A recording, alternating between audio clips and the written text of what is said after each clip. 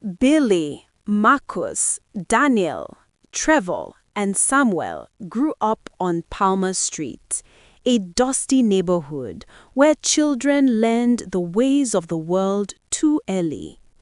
Their bond was forged through hunger, shared secrets, and endless dreams whispered under moonlit nights. They called themselves the Circle, believing nothing could ever break them apart. As the years passed, the boys learned that the world didn't reward honesty as easily as it rewarded boldness. They saw older men return with mysterious riches, cars, and clothes bought from whispered dealings no one questioned aloud. The boys began to admire the dangerous comfort these men enjoyed. By the time they were teenagers, the group had already accepted that the straight path was too slow for their hunger. Together, they made a vow: they would rise, no matter how dark the road was. And so, their journey into fraudulent activities began. Marcus was the first to introduce them to the world of online fraud, what the streets called Yahoo. He had watched his cousin make more in a month than their parents made in a year. Billy, always hungry for greatness, was the most excited. They started small, fake accounts, small scams, simple tricks, but the money was enough to feed their desires, and slowly they built a reputation. People in the neighborhood started looking at them differently, some with admiration, some with envy. Billy especially loved the attention. Even as a teenager, he imagined himself becoming a legend. Bigger than everyone, he often said. The others laughed, not knowing how much his words would later shape their destiny. Their breakthrough came when Trevor discovered a method that paid far more than anything they had tried before. The Circle celebrated like kings that night. They bought food, drinks, clothes, and phones, drawing more attention than ever. Billy began to stand differently, talk differently, move differently. The money didn't only change their pockets, it changed their identities. Samuel warned that pride could destroy any man, but Billy dismissed him jokingly. For the first time, they felt unstoppable, and for Billy, it was the beginning of his ego's rise. As months passed, each of the boys developed different strengths.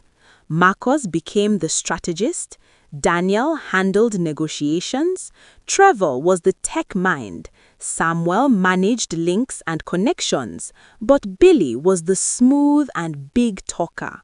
He had a natural charm and could manipulate a deal better than anyone.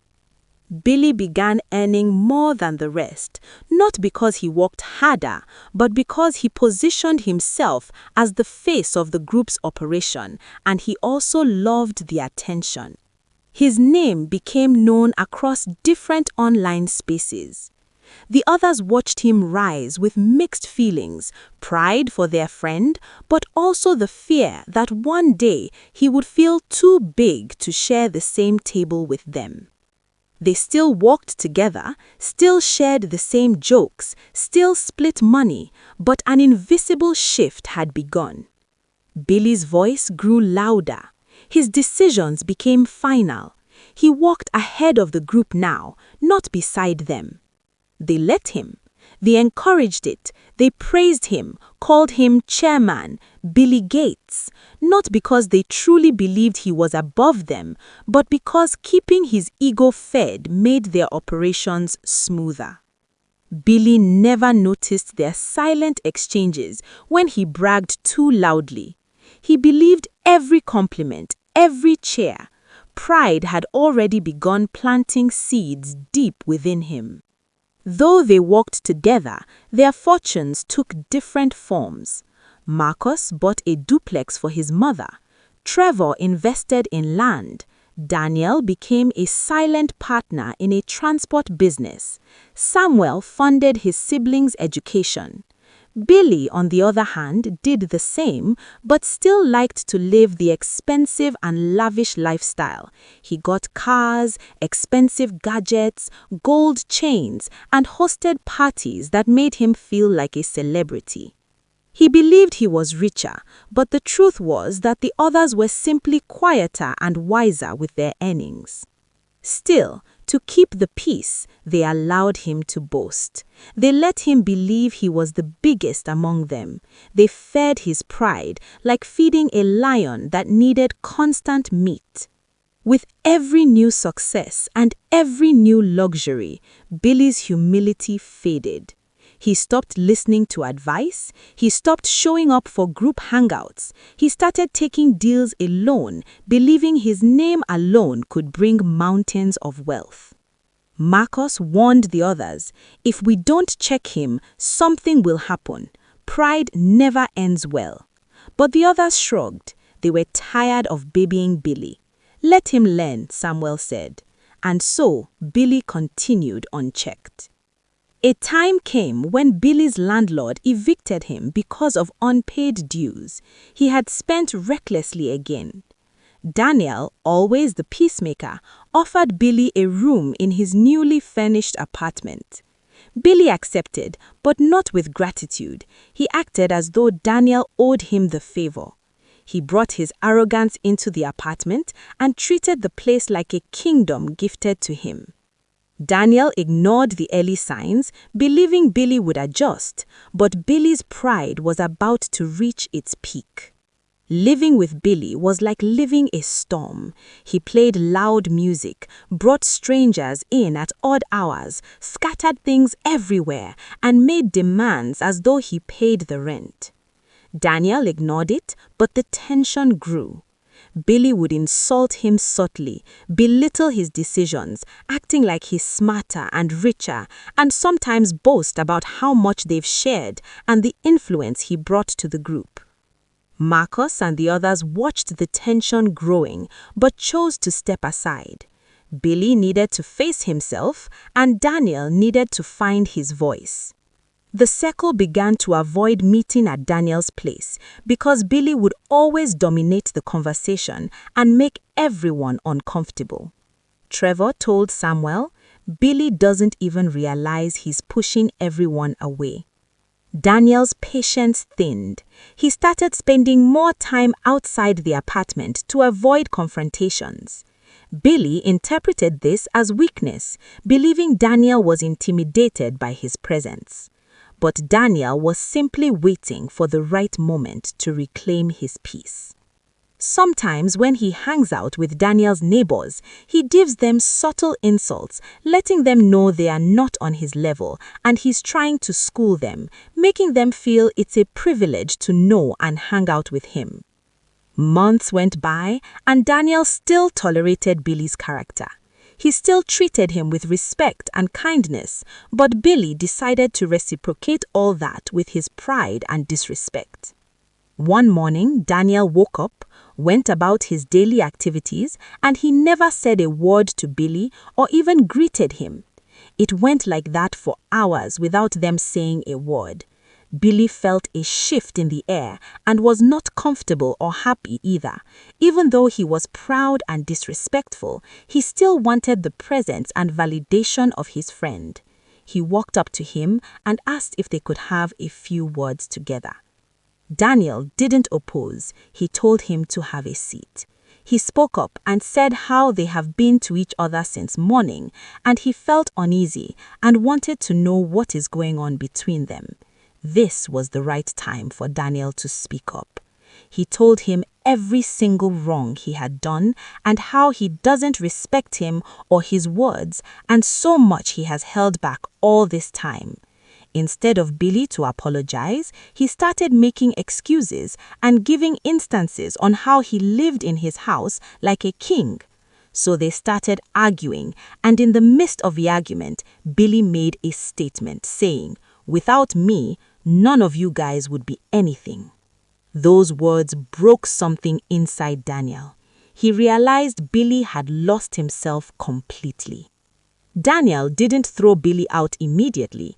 He simply became cold, distant, and calculated. He stopped stocking the fridge, stopped cleaning, stopped paying for utilities. Billy felt the shift, but dismissed it as childish behavior. He believed Daniel would come around eventually, but Daniel had already decided. He would suffocate Billy's pride by starving him of comfort. Billy began to notice the water had run out, the electricity tokens were exhausted, the apartment grew hotter, darker, and more uncomfortable. When Billy asked Daniel, his replies were short and ice-cold. The once spoiled Billy started feeling the weight of humility. He tried to command Daniel, but Daniel ignored him like air. He tried to complain, but no one listened. For the first time in years, Billy realized he wasn't in control. Billy's other friends stopped visiting. He noticed their calls became less frequent. The circle was no longer revolving around him. They had moved on with their lives. Billy felt betrayed, but he couldn't admit he had caused everything. His pride wouldn't let him. He walked around the apartment with bitterness in his heart, blaming everyone except himself. Meanwhile, Daniel silently observed the fall of a king who had forgotten how to be human. One afternoon, Billy overheard Daniel telling Marcus, "I'm done. He can leave any time." Billy froze. No one had ever spoken about him that way. He realized painfully that the others had always tolerated him, not admired him. His entire image of superiority had been an illusion they fed to keep him manageable. For the first time, Billy felt small. Billy attempted to assert dominance again, but Daniel shut him down with a cold silence that cut deeper than words. Trevor visited briefly and avoided eye contact. Samuel only offered a polite greeting and left early. Billy knew the truth now. He was no longer loved, respected, or even tolerated. His pride had finally pushed everyone away. He decided he couldn't stay any longer. Billy packed his bags quietly. No arguments, no noise, no pride left to hold on to. Daniel watched him from the living room, expression unreadable. Billy didn't say goodbye. Daniel didn't ask him to stay. And just like that, Billy walked out, leaving behind the apartment, the circle, and the life he had built on ego. Billy moved into an apartment in another neighborhood. The apartment was nice, but the rooms echoed with emptiness. The silence forced him to confront the one enemy he had never been able to face, his own reflection. Without the noise of praise and admiration, the truth became clearer. His friends had grown, and he had remained the same. One night, Billy stared at himself in the mirror and whispered, "I pushed them away." Admitting it felt like swallowing fire. It burned his ego but freed his soul. He knew he had not lost wealth, he had lost brotherhood, something far more priceless. Billy tried calling Samuel, no response. He tried Marcus, no reply. Daniel didn't even pick up. Trevor sent a short text, "Give it time." Those words stung. Time was the last thing Billy wanted. He wanted forgiveness, but the wounds he caused were still fresh. Alone in his apartment, Billy remembered their childhood, running barefoot on dusty streets, sharing food, dreaming together. He remembered how they once swore to remain brothers for life. Some tears slipped down his face, but no one was there to see them. He realized he had betrayed their childhood bond long before they ever betrayed him.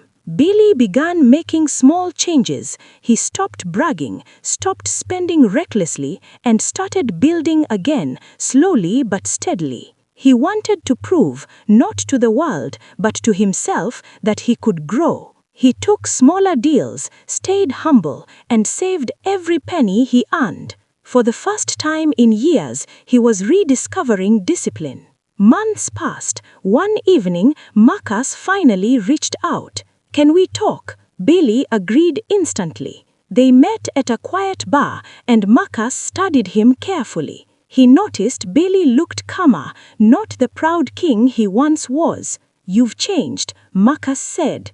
Billy nodded. "I had to." Marcus told Billy about how close the suckle came to completely cutting him off. "We cared about you, Billy, but you stopped caring about us."